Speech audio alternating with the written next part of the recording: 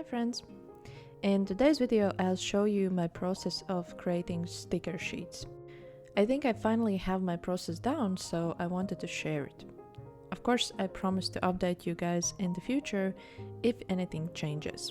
So let's get into it.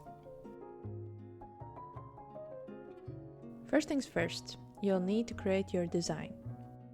When creating it, you need to keep in mind the final size you'll want for your sheets, and for me, I currently offer them in two different sizes.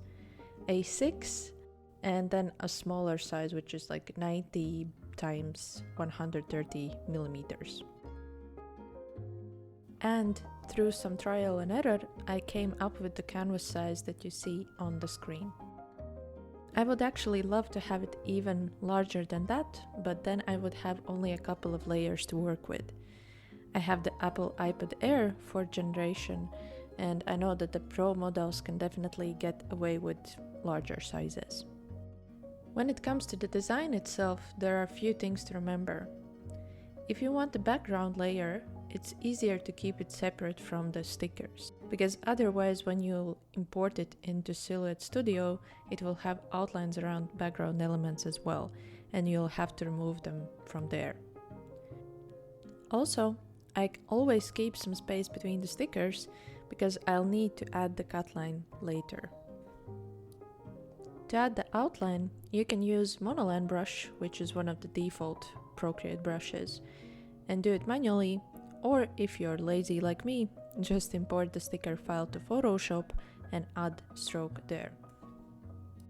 Either way, when you have added the outlines, we are ready to move on to preparing the cut file. Now let's open Silhouette Studio. I'll show you how to create a template that you can later save to the library, and whenever you'll need to print and cut these specific designs, you can just access them from there. So let's start with the page setup. Even though I have Portrait 4, I choose Portrait 3 here, because I'm using a mat that's meant for that machine, and it's a bit smaller than the new one.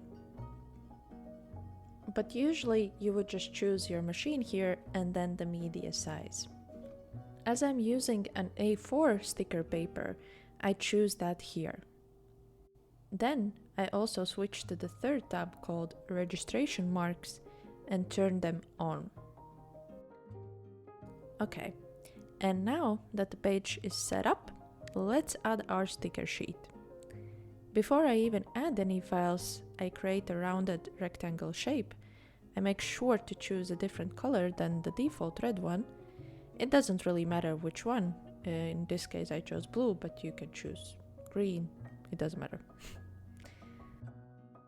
Then I unlock the aspect ratio here and add the size that I want for my sticker sheet.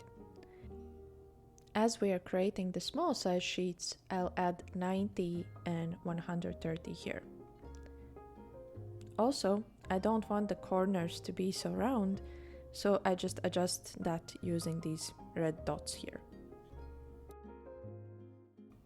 Okay, now that we have the frame, let's add our designs. I usually open them in separate tabs and adjust the size there, but you can also choose the merge option, whichever seems more convenient for you. Anyways, I changed the background height to 130 millimeters and the sticker sheet height to 120 millimeters. Again, this is all about preference and your design. The background can go a bit over the lines, it doesn't matter as much as long as the stickers themselves fit.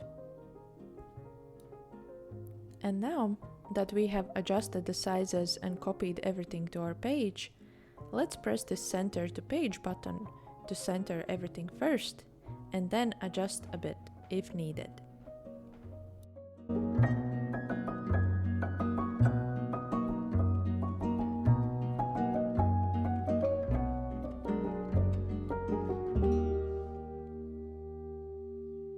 Great! We are almost done with the template. Now let's just copy it a couple of times and arrange everything so it fits within the red lines and nothing's blocking the registration marks. Sometimes if you see that after copying all of your designs, there's just like a little bit of space still needed, you can go back to the page settings and adjust the inset a bit. It's also a great way to save a bit of paper.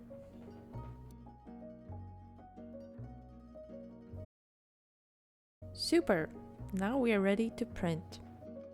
What I usually do is I save the file as PDF first, because I print it from Photoshop for better color accuracy. If you're interested, here are some screenshots from my settings. You can pause the video and check them out. But I still strongly suggest to do the test prints on your printer first, because maybe it's totally okay to just print out from the Silhouette Studio for you. I know other people also print a test page first and then use the adjustments panel in the program. So that's another way how to get the best results as well. In any case, after you have printed the page, feed it to your machine. Align the page on your mat so it doesn't miscut. Feed it in using the guideline on the machine, and then go back to your computer for final setup. So, when you're ready, let's go to the Send tab and then choose Line. Here we should see 3 rows. One for the stickers, one for the background image, and one for the rounded rectangle we created before with the blue line. Uncheck the background because we don't need that to be cut, and then set the blade and material settings for the other ones. For the materials, I choose sticker paper white, and for the stickers I use the first blade depth with force 3 and speed 8, so they are kiss cut. And for the sticker sheet outline, I use blade 2 with force 23 and speed the same, 8. All of these settings will differ based on your sticker paper and blade, so definitely test them before. But you can use this as a general guideline or starting point if you're using similar materials and machine as me. Okay, and now all that's left to do is to press send and let the machine do its thing. When it's done, I flip the mat over and using this scraper thingy, remove the sticker sheets very carefully. And here you go. This is my sticker sheet making process. I hope you have found this video helpful, and if you have any other questions, let me know in the comments. I'll also have a list of all the products I use in the description, and if you like this video, please also consider leaving me a like and subscribe. I would really appreciate it. Happy sticker sheet making, and I'll see you in the next one. Bye!